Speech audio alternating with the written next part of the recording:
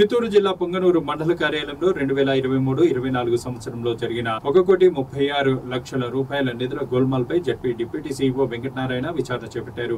ఈ సందర్భంగా గత ఎంపీడీఓ ఇతర సంబంధిత అధికారులపై విచారణను నిర్వహించారు. నిధులను దుర్వినియోగం చేసిన సునీలపై చర్యలు తీసుకునేందుకు ఇప్పటికే నివేదిక సిద్ధం చేసినట్లు ఆయన తెలిపారు. త్వరలోనే ఉన్నతాధికారులకు నివేదికలు సమర్పించి తగిన చర్యలు చేపట్టనున్నట్లు ఆయన పేర్కొన్నారు.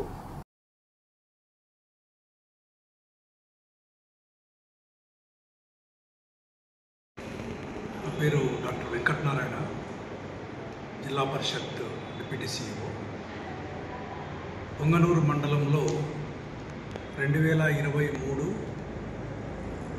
ఏప్రిల్ నుంచి 2024 జనవరి వరకు అంటే 9 నెలల వ్యవధిలో ఇక్కడ సుమారు 1,36,00,000 రూపాయలు మిస్అప్రాప్రియేషన్ జరిగినట్లు నిర్ధారణ అయింది.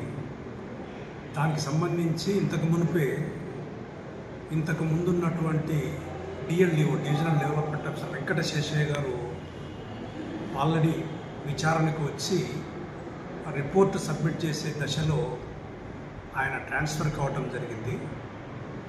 మళ్ళీ ఈ యొక్క మిస్అప్రాప్రియేషన్ అంటే నిధుల దుర్వినియోగంపై పూర్తి సమగ్రమైనటువంటి విచారణ జరిపి నిజానిజాలు నిగ్గుదేల్చాలనే ఉద్దేశంతో జడ్పీ సీఈఓ గారు గౌరవనీయులు రవికుమార్ నాయుడు గారు నన్ను అపాయింట్ చేయడం జరిగింది ఎంక్వైరీ ఆఫీసర్గా. సదరు రికార్డ్స్ అన్ని తీసుకుని ఈరోజు ఆ సంఘటన జరిగినప్పుడు బాధ్యులైనటువంటి MPDO Rajeswaramma, senior assistant Rajasekhar Reddy, typist, తర్వాత ఇంకొక ఆయన ఈఓఆర్డి వారిద్దరు రాలేదు. వారిని వివరాలను అంటే ఎవిడెన్సెస్ వాళ్ళ ముందుంచి కొన్ని ప్రశ్నలు వేయడం జరిగింది. వారు పూర్తిగా మా తప్పు వారిని నమ్మడం వల్లనే సదరు సునీల్ కుమార్ అనే అవుట్సోర్సింగ్ కంప్యూటర్ ఆపరేటర్ ఒక విధంగా మమ్మల్ని మోసగించాడు, అందులో మిస్అప్రాప్రియేషన్లో మా పాత్ర ఏమీ లేదు అని చెప్పడం జరిగింది.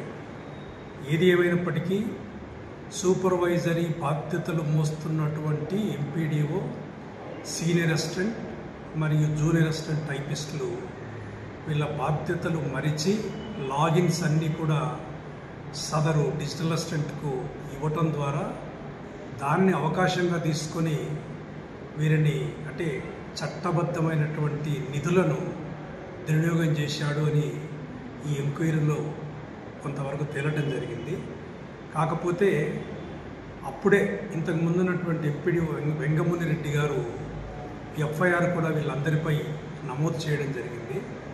కాకపోతే ఎందుకు అరెస్ట్ చేయలేదు, ఎందువల్ల వీళ్ళ మీద చర్యలు తీసుకోలేదు అని కొద్దిగా అనుమానం ఉంది. అందుకని ప్రస్తుతం సమగ్రమైనటువంటి విచారణ జరుపుతూ ఎవరు ఏ స్థాయిలో ఏ మేరకు తప్పు చేశారో ఆ తప్పుకు తగ్గ పనిష్మెంట్ తప్పక ఉంటుందని ఈ విచారణలో ఒక కన్క్లూజన్కు ముగింపుకు రావడం జరిగింది.